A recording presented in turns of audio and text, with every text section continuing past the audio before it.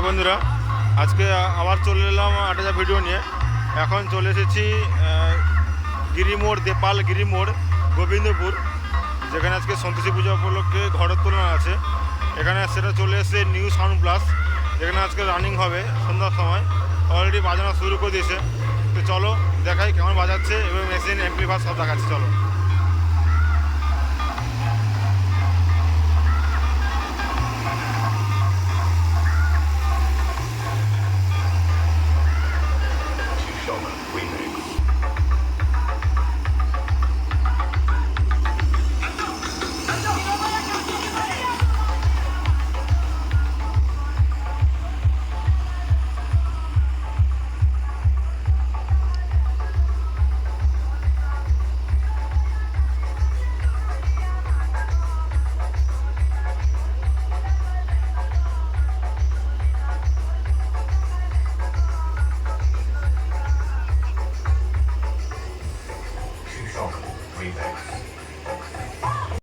अपने बाप के सामने कंपटीशन करने आ गए।